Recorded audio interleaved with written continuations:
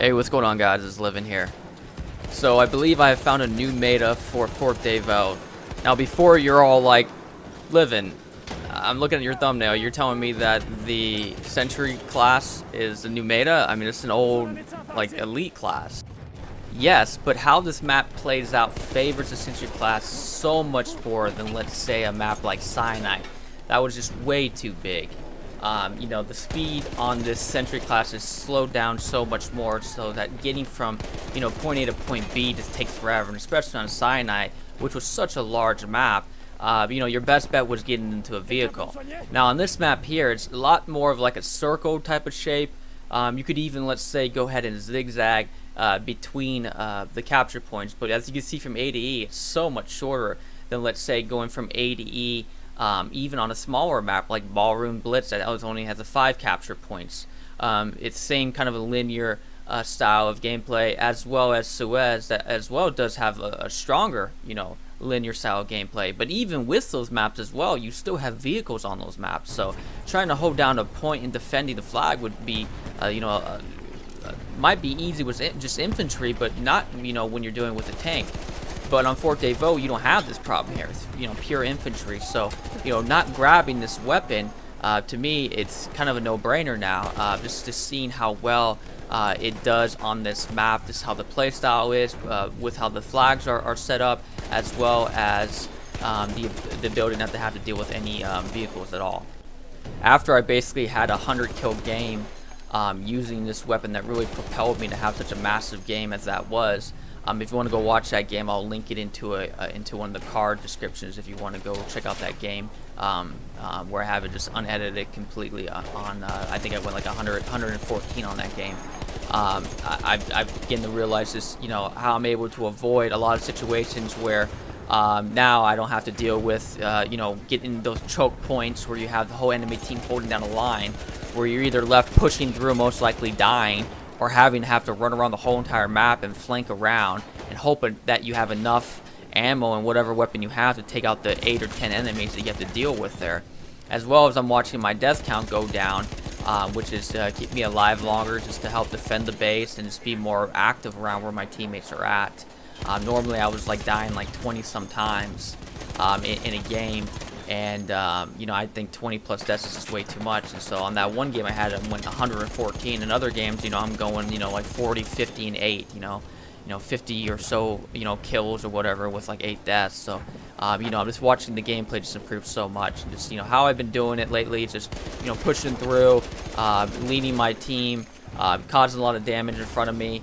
And then when I've done enough damage and I feel like my team's behind me, I let them swarm up from behind me. And as they drop their, you know, med packs and their ammo packs, I pick that up and let them lead the charge until I get to full health and I'm able to push on through again. Okay, now let me just get started on how to secure the sentry gun. So first, if you're coming from A, instantly, of course, I'm pushing right down to B. And what I've been doing a lot lately is working my way all the way across to B really quick. Normally, you'll see the enemy team starting to cap D and E. So what I'll do is the stairs that are going to be leading up to B from E, I'll drop some dynamite right about there, and then I'll run back around, open up the door, and then just wait till I see them fully cap E. Give them a little bit of time because I know they're going to be pushing down over to B usually. At least almost every time I've seen so far, people have basically been pushing down the B.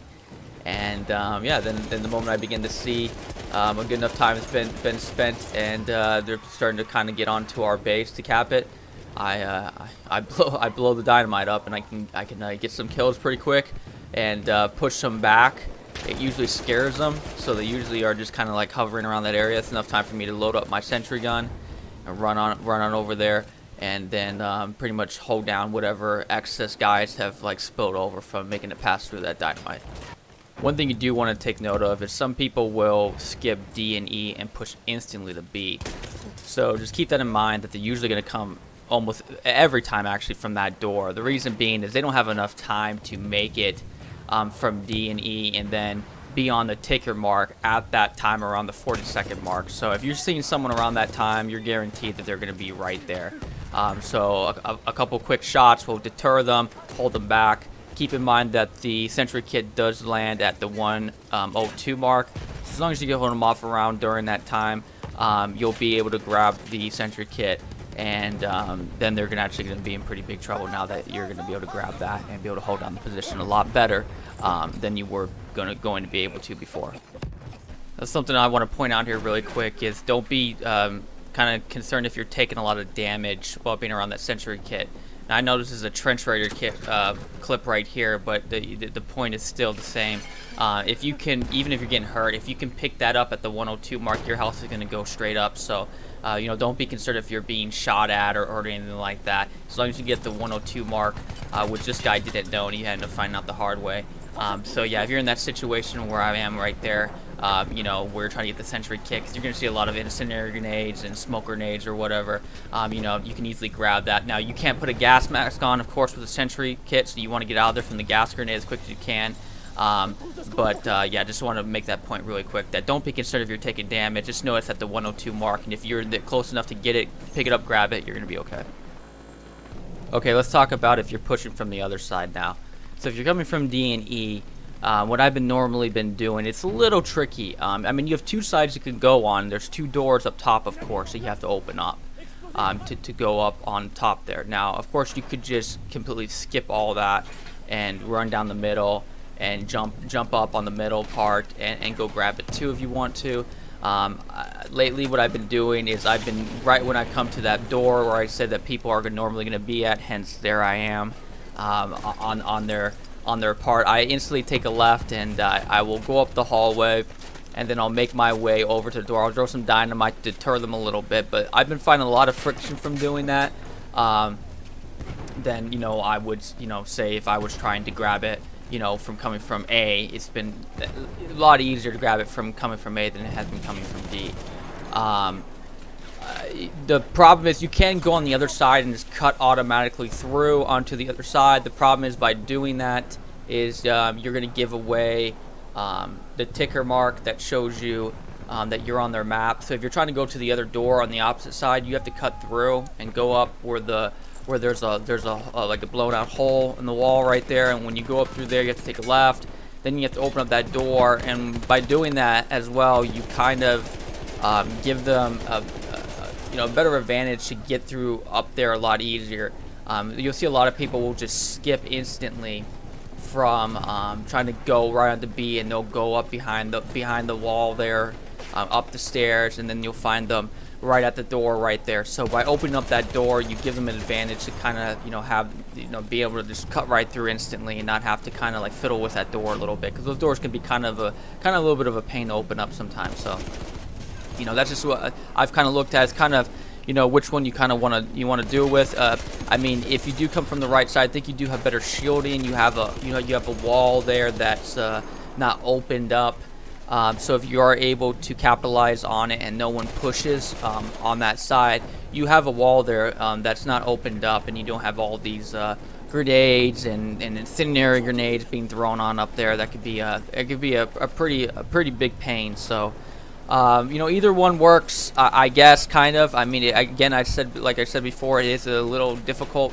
It's a lot. I wouldn't say a lot more difficult. I'm still grabbing it, but I'm grabbing it with more tension than I would be if I'm coming from A. So just keep that in mind, what's going on there, and hopefully you can grab that as soon as you can. Because like I've been saying in this whole video, this thing is an extraordinarily weapon, and it's not being used enough. I don't think, and. Well, you know, we'll see if anyone's going to be able to grab it, if people are going to catch on to this. If not, I mean, I feel very confident that whoever starts grabbing this, and the more you get used to it, you're just going to do a lot. You're going to watch your gameplay improve a lot on this map.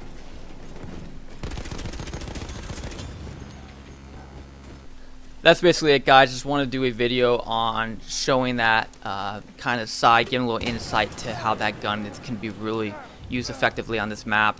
I won't be surprised if this won't be kind of recognized for a while now. I mean, people are kind of grasping the idea of the trench raider on maps, especially like Verdun Heights, where I'm seeing a strong push for C at the very beginning of the game. But you know, who knows what's going to happen to Fort de Vaux? I'm not sure if it's going to catch on. So if you can catch this video and get, you know, really well at using that sentry kit, or maybe you've caught on to this way before me and you're sitting here like, living, I've already known this. Well, props to you, man.